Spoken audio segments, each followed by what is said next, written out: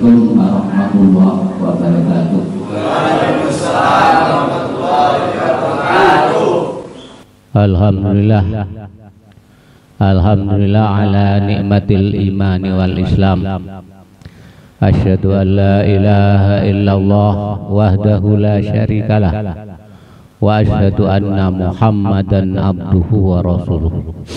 Allahumma sholli wa sallim ala sayyidina Muhammad wa ala alihi wa sahbihi ajma'in. Qala Allah ta'ala fi kitabihil karim, wa man ahsanu qawlan mimman da'a ila Allah wa amila sholihan wa qala innani minal muslimin. Sadaqallahu. Yang terhormat Bapak Sudarmono, yang merupakan beliau adalah pembina kita dan alhamdulillah istiqomah bersama kita, dan para jamaah atau bah yang dirahmati Allah Subhanahu wa taala. Lagi-lagi kalau ada orang yang bicara jamaah yang dirahmati Allah, itu bukan basa-basi. Memang itulah orang yang duduk di dalam majelis ilmu, di dalam majelis zikir, dirahmati oleh Allah. Sebagaimana pernah kita sampaikan bahwa zamannya Rasulullah dulu itu ada seorang pemuda datang di majelisnya Rasulullah. Pemuda tersebut asing, anak asing, jadi bukan jemaah rutin, bukan para sahabat. Mereka asing baru datang saat itu. Tapi mereka langsung duduk di majelisnya Rasulullah, langsung duduk di sop terdepan. Ya dicueki sama Rasulullah. Dan majelis ilmunya berlangsung, dan setelah selesai anak muda tadi dipanggil oleh Rasulullah, langsung dirangkul dengan hangatnya. Setelah anak muda itu pulang, para sahabat radhiyallahu anhum bertanya kepada Rasulullah. Jadi memang sahabat ini memang ya orang pintar-pintar, yang cerdas-cerdas.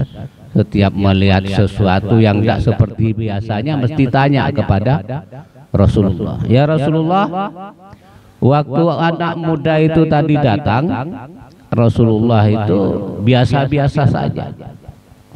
Tapi begitu majelis selesai, ditutup dengan subhanallah wa bihamdihi subhanakallahumma wa bihamdika asyhadu an la ilaha illa anta astaghfiruka wa atubu ilaik. Kok anak muda itu dipanggil dan dirangkul dengan hangatnya oleh Rasulullah? Gerangan apa yang terjadi ya Rasulullah? Rasulullah menyampaikan, bagaimana anak muda itu enggak saya rangkul, wong dosa-dosanya sudah diampuni oleh Allah. Bayangkan, baru mendengarkan majelis taklim, belum beramal, dosa-dosanya sudah diampuni. Semoga termasuk kita.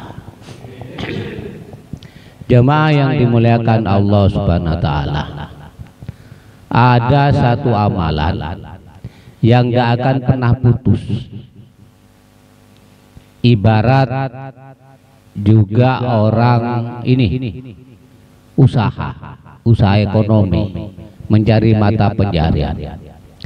Ada seorang yang kerja tiap hari, karena kerjanya dia mendapatkan upah, mendapatkan gaji. Kalau tidak kerja, ya tidak dapat upah, tidak dapat gaji. Siapa itu? Yaitu pekerja harian. Mungkin kuli, mungkin pekerja harian lah itu. Digaji karena dia bekerja. Begitu tidak kerja, tidak digaji. Ada yang di atasnya itu kerjanya hanya mungkin seminggu 5 hari, mungkin 6 hari, jadi tidak genap 7 hari. Tapi begitu akhir bulan dia digaji penuh selama 1 bulan. Jadi di antara sekian yang tidak masuknya mungkin libur, mungkin tanggal merah, mungkin apa itu, tapi dia tetap digaji. Siapa mereka? Yaitu para karyawan, para PNS, para TNI, Polri. Ini kayak Pak Tasir ini, walaupun tinggalnya di sini ini gajinya terus mengalir ini, karena 1 bulan dia pasti digaji. Demikian juga teman-teman yang atau juga pegawai tetap dari suatu perusahaan. Samping itu ada lagi yang di atasnya, yaitu mereka yang mungkin sehari kerjanya hanya 2 jam 3 jam, tapi gajinya berpuluh-puluh lipat dari yang kerjanya tiap hari itu. Kalau lihat, sampai lihat komisaris atau direktur utama, direktur gitu tuh, itu kerjanya kadang juga enggak sampai malam, sehari kadang 3 hari. Bahkan saya pernah, nah dulu kan ada koran itu ya, sekarang udah enggak ada koran. Ya ada koran tapi enggak laku. Nah, koran dulu saya pernah baca, jadi seorang direktur utama yang gajinya 10 miliar 1 bulan. Bayangkan, gajinya 10 miliar. Mungkin bayangin kita loh, wong kuliah sedino 100, nek lembur 200, kan gitu. Mesti dirut ini kerjanya meleweh abad, ternyata tidak, lebih ringan. Kerjanya hanya Senin sampai Kamis, Jumat masuk juga, tapi masuknya itu hanya ini apa, main golf. Nah, main golf. Hari Jumatnya masuk juga tapi hanya main golf. Dan Senin sampai Kamis itu juga enggak lama, sehari sekitar hanya 3 jam, tapi gajinya 10 miliar 1 bulan. Itulah orang yang punya keahlian khusus. Ada yang tingkatannya di atas itu, dia enggak kerja tapi gajinya ngalir terus. Siapa itu? Itu yang dinamai investor. Jadi uangnya banyak, waktunya longgar. Itulah investor. Mungkin dia hanya ke kantor ya, mungkin sebulan sekali, sebulan 2 kali, atau hanya kalau kangen aja. Selebihnya ya udah sama anak, sama cucu, sama di rumah, sama hobi-hobinya itu. Nah, itulah investor namanya. Jadi tanam modal di situ. Nek cara wong tani gaduh ya, punya sapi diengokne wong itu apa namanya, gaduh gitu ya. Gaduh ya, bayangkan orang petani punya 10 sapi, kasihkan si A 2, diengokne si B 2, si 5 orang. Dia nggak usah kerja, tapi hasilnya sama dengan yang kerja, bahkan lebih banyak. Karena punya 10 berarti dia kalau sepertiganya berarti sama dengan kerjanya 3 orang. Nah itu investor namanya. Lah tadi kita diceritai amalan juga begitu. Ada amalan yang berhenti begitu kita tidak amal. Sholat pahalanya tinggi, sholat pahalanya tinggi. Begitu kita nggak sholat, artinya di luar sholat, berhenti sudah pahalanya sholat. Zakat juga begitu, pahalanya tinggi, tapi begitu nggak zakat ya sudah berhenti. Sholat, zakat, puasa, haji, umroh. Nah. Tapi ada satu amalan yang walaupun kita sudah tidak melakukannya lagi, tapi terus pahalanya mengalir. Yaitu tadi disampaikan adalah tabligh, dakwah wa tabligh, mengajak-ngajak kepada kebaikan. Nah itu ngalir terus, sama dengan Wali Songo. Beliaunya sekarang sudah nggak dakwah lagi, tapi berkat dakwahnya dia, maka pahala terus mengalir sampai sekarang ke rekeningnya pahalanya beliau. Demikian juga kita. Jadi pernah Kiai Uzaron menyampaikan begitu habis hari raya itu beliau bayan tausiah. Mungkin di antara kalian ada yang tidak dapat malam Lailatul Qadar, mungkin tertidur, mungkin sakit, atau mungkin kesibukan kerja, tidak bisa mendapatkan pahala Lailatul Qadar. Tapi ini kesempatan pahala Lailatul Qadar masih ada ini, yaitu mendakwahkan agama. Dakwahkan agama. Artinya apa? Jadi kita mengajak orang untuk amal agama. Orang yang diajak itu jadi orang soleh. Kemudian dia pada malam Lailatul Qadar dia mendapatkan Lailatul Qadar. Maka kita pun yang mengajak itu mendapatkan pahalanya Lailatul Qadar.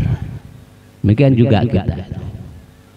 Pak, saya itu tidak alim, tidak pinter. Gimana? Namanya aja itu setiap kita bisa.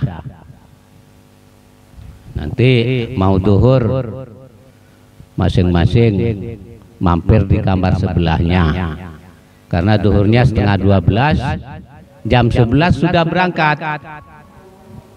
Jam 11 sudah berangkat ke kamar sebelah. Ayo kita berangkat sholat. Itu sudah aja. Sudah aja. Bisa saja yang jenengan ajak sudah terbiasa sholat sini, bisa juga yang belum. Semuanya yang diajak kita. Mungkin ada bagian yang ajak ya sudah. Dan insya Allah dari sekian ini mengajak orang 200 ini juga 5 orang saja masing-masing sudah terajak semua. Memang yang memberi hidayah itu Allah. Diajak kayak apapun, siapapun yang mengajak, tapi orang itu tidak dapat jatah hidayah, juga tidak akan berangkat. Tetapi mengajaknya kita itu sudah mendapatkan pahala dari Allah. Apalagi mengajaknya kita itu bareng dengan hidayahnya Allah. Orang yang kita ajak itu berangkat. Saya terus terang ikut senang 2 minggu atau 3 minggu yang lalu ada teman ketemu di masjid. Pak, sampean si rutin nang rutan. Nah, mesti saya ayo gantian ya. Saya pikir pingin ngisi ndak ngisi sini. Ternyata dia nyampaikan, enggak, soalnya ada. Nah, orang di rumah saya itu, rumahnya enggak tahu Parang apa Lembean itu. Orang rumah saya dulunya enggak pernah tahu pojok masjid. Nah, sekarang 5 waktu udah di masjid katanya. Nah, ini insya Allah buah dari jenengan yang ajak-ajak itu tadi. Bareng dengan hidayahnya Allah. Maka jenengan walaupun di sini teman jenengan yang waktu di dalam sini jangan ajak itu sekarang jaga sholat 5 waktu di masjid, jenengan di samping dapat pahalanya jenengan dapat pahalanya yang mereka yang sudah di luar tadi, dan tanpa sedikit pun berkurang pahalanya mereka. Nah itu Makanya kita di sini kita buat suasana agama di sini itu. Kita yang kita ini sih. Kita harus husnudzon kepada Allah, berbaik sangka kepada Allah, bahwa Allah kirim saya ke sini ini adalah agar saya jadi orang baik. Nah gitu. Makanya potensi jenengan jangan manfaatkan di sini. Mungkin ada yang santri masuk sini, ya sudah, alhamdulillah. Pokoknya awake dhewe diakeh alhamdulillah aja. Alhamdulillah, aku santri kok dikirim rene, ambil Allah. Artinya apa? Lah aku nek ngajari nang pondok, lah aku kelasku apa? Tapi begitu di sini termasuk wis ilmune kangge.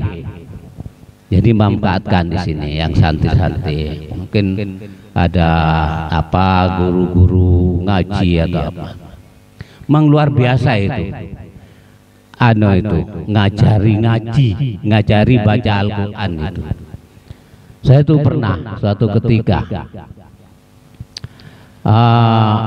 tidur antara jam 1 jam 2 malam saya bangun. Begitu bangun seisi ruangan saya itu bau harum. Harumnya ya campur harum-harumnya itu bunga kuburan itu seger-seger gitu.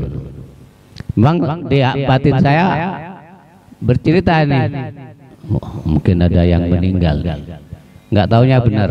Begitu pagi jam 7 jam 8 ada berita bahwa seorang ustadz meninggal. Seorang ustadz meninggal. Ustadz kaliber kecamatan lah. Nah, jadi sering diundangi. Hampir sak kecamatan kenal dengan ustadz tersebut. Jadi ustadz kaliber kecamatan. Kemudian seminggu apa 2 minggu berikutnya jamnya sama, antara jam 1 jam 2 saya bangun dari tidur, saya mencium bau lagi yang luar biasa, harumnya lebih dari yang saya rasakan bahkan saya merasakan harumnya itu tidak pernah saya mencium harum yang seharum itu. Dulu itu harum ya, tak kira parfumnya wis luar biasa kan. Mbak Tutut, nah dulu kan kenal putrane Pak Harto itu. Putrane Pak Harto itu kalau kunjungan itu namanya anaknya presiden, Mbak Tutut itu datang itu parfumnya mesti harum. Terus jangankan berjabat tangan, salipan naik wis lengket itu baunya. Dan sini sampai ke itu harumnya masih sampai ke apa itu portal itu. Itu Mbak Tutut. Lah, harum yang saya rasakan ini jauh lebih harum dan jauh lebih sedap dari yang dipakai Mbak Tutut waktu itu. Ternyata setelah jam 7 jam 8 saya dengar berita lagi bahwa seorang guru ngaji meninggal dunia. Guru ngaji itu tingkatannya desa lah. Mungkin tidak semua penduduk desa itu kenal. Guru ngaji biasa ngajari hanya orang 5 orang, 3, 5, 7 orang. Tapi wafatnya itu harumnya luar biasa. Maka jenengan yang punya kemampuan untuk ngajari ngaji itu ajarono ngaji koncone di sini itu sampai iso. Targetnya jenengan itu. Telah dapat 1 jangan puas, terus cari lagi. Insya Allah nanti kalau waktunya kita nanti akan harum seharum itu. Nggak usah terkenal, nggak apa-apa. ndak terkenal di dunia ndak apa-apa. Sing penting Allah ridho ke kita. Nah itu contohnya itu. Yang pertama memang terkenal seorang ustadz, tapi memang harum juga. Tapi yang kedua tadi tidak terkenal. Saya hanya tahu dulu ngaji karena dia tidak terlalu jauh dari rumah saya. Seandainya rumahnya itu jauh dari rumah saya, mungkin juga tidak kenal saya. Nah itu. Jadi saya dapat pelajaran itu. Makanya jenengan yang punya kemampuan ngaji yang sudah belum punya kemampuan ya sudah, ajak temennya itu ngaji sini, berikan ke ustadz-ustadz yang dikancani di sini itu. Nek perlu kayak nek kopi. Biasanya nek wong ra biasa ngaji terus kon ngaji seperempat jam, setengah jam lah ngantuk. Nah, kayak nek kopi. Bagi yang nggak bisa ngaji. Nah gitu. Itu dakwah itu. Bisa dakwah dengan ngajari ngaji, bisa dakwah dengan ajak-ajak temennya sini, bisa dakwah dengan, nah itu. Saya kadang keluar dari sini,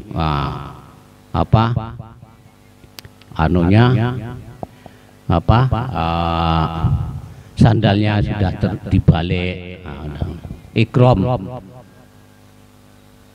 ikramul muslimin itu namanya, memuliakan sesama muslim, termasuk salah satu ciri sahabat. Nah, kita lakukan itu. Pokoknya potensi yang di kita itu bisa sebagai sarana kita untuk berdakwah. Yang pergaulannya luas, yang pergaulannya luas, ya dengan keluasannya itu aja temennya sini. Nah, yang suka ngaploki, pakai itu kemampuan ngaploki, ngaplok kono sing cilik-cilik belum anu itu bawa sini. Nah, contohnya begitu. Sing longgar dalam rezeki, awakmu tak kayak ini kopi tapi ayo sholat sek. Begitu. Banyaknya. Sehingga apa? Insya Allah nanti kita jadi investor nanti, seperti pahalanya atau seperti balasannya yang didapatkan oleh investor tadi. Mungkin kita sholat kita biasa, tapi pahalanya kita berlipat-lipat. Karena apa? Karena itu kita ngajak orang dilelah yang didajak bareng dengan hidayahnya Allah, sehingga sholat juga, sehingga yang diajak bisa ngaji. Bayangkan kehebatannya orang ngaji itu, satu hurufnya Allah balas dengan 10 kebaikan. Orang ngaji, satu hurufnya dibalas dengan 1 kebaikan. Katanya Rasulullah, 1 kebaikan itu mendapatkan 10 pahala, 10 dosa diampuni, 10 rahmatnya Allah, 1 kebaikan. Baca Al-Quran, 1 huruf dapat 1 kebaikan. Alif lam mim bukan 1 huruf, tapi alif 1 huruf, lam 1 huruf, mim 1 huruf. Kan eman-eman awake dhewe di sini, apalagi belajar di sini, masya Allah. Jadi tiap ada orang ngaji ini yang kita ajari, akhirnya semangat ngaji, masya Allah kita dapat. Jadi itulah keutamaan daripada kita beramal. Jadi nangke-nangke lebih banyak mengajak kepada kebaikan aja itu. Karena setiap kebaikan itu akan menggugurkan dosa, disampaikan mendapatkan pahala. Di sini mungkin kalau mencegah kemungkaran ya rotok rame nanti, ya toh. Aja kebaikan. Insya Allah kalau sudah kerasan di masjid, udah berkurang, bahkan bisa habis kemungkaran yang dia lakukan itu. Nah gitu. Penting ajak di masjid, ajak kayak gini. Minimalnya 1 jam kan tidak melakukan kemungkaran. Bahkan 1 jam sudah Allah ampuni dosa-dosa kita. Orang-orang yang ajak-ajak kepada kebaikan itu Allah janjikan tambahkan hidayahnya.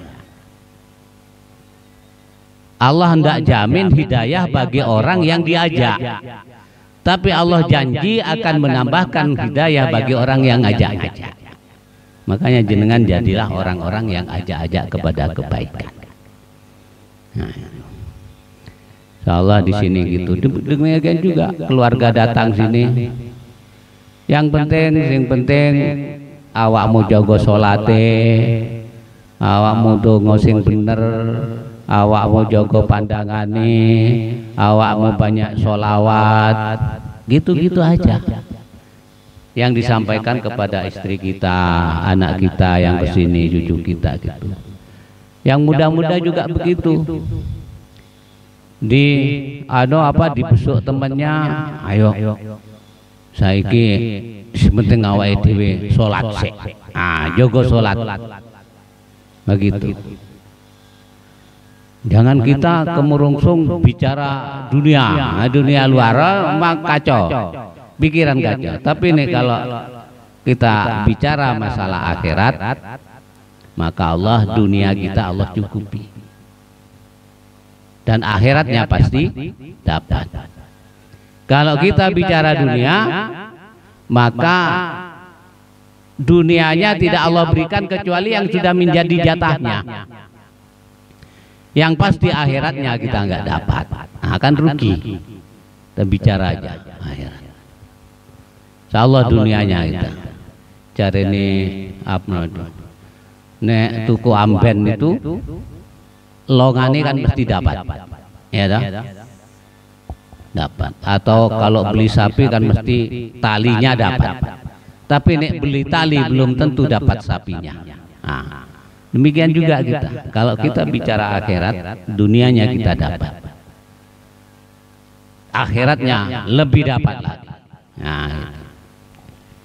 Insyaallah jemaah yang dimuliakan Allah Subhanahu wa taala, itu sedikit yang dapat kami sampaikan. Kita terus jangan bosan-bosan untuk duduk di majelis ini, karena ini barometer kita. Ketika kita males hadir di majelis ini, kita yakinkan ini berarti saya ini lagi rotok drop ini iman saya. Karena apa? Orang-orang itu termasuk kita biasanya risau, nek kesehatan kita menurun. Mungkin flu, mungkin pusing, atau mungkin aras-arasan. Kita baru tanya, bingung, bahkan mau ke pos kesehatan. Ya, tidak apa-apa, karena memang kesehatan harus jaga. Tapi kita jarang, bahkan sering mengabaikan. Nek awake dhewe kok biasa sergep nang masjid, kok iki ono adzan kok koyok ora krungu. Aku biasanya nek Rebo ke aku lungguh nang kono nang masjid lho kok iki kok aku males. Itu yakinkan pada diri kita masing-masing bahwa iman kita lagi bermasalah. Makanya kita cas lagi iman kita. Dengan apa iman kita cas? Yaitu duduk di majelis ini. Dengan apa lagi kita cas? Kita perbaiki sholat kita. Dengan apa kita cas? Kita banyak istighfar kita. Dengan apa kita cas lagi? Dengan banyak la ilaha illallah, banyak zikir. Insyaallah itu yang dapat kami sampaikan. Terima kasih atas perhatiannya. Semoga Allah Subhanahu wa taala senantiasa ampuni dosa-dosa kita, dan semoga Allah Subhanahu wa taala terima ibadah kita, dan Allah Subhanahu wa taala jaga anak istri kita, dan Allah Subhanahu wa taala cukupkan rezeki kita, dan kita istiqomah dalam ibadah, dan bila saatnya nanti Allah matikan kita dalam keadaan husnul khotimah. Subhanallah wa bihamdihi, subhanakallahumma wa bihamdika, asyhadu an la ilaha illa anta, astaghfiruka wa atubu ilaik. Assalamualaikum warahmatullahi wabarakatuh. Alhamdulillah, terima kasih banyak, jazakallahu khairan katsiran kepada guru kita Pak Abdul Aziz. Mudah-mudahan apa yang beliau sampaikan kita semua bisa mengambil hikmahnya, sehingga hari demi hari semakin baik diri kita, hidup dalam keadaan baik, mati dalam keadaan baik, husnul khotimah, amin ya rabbal alamin. Allahumma sholli ala Muhammad ya Rabbi sholli alaihi wasallim. Allahumma sholli ala Muhammad ya Rabbi sholli alaihi wasallim. Allahumma sholli ala Muhammad ya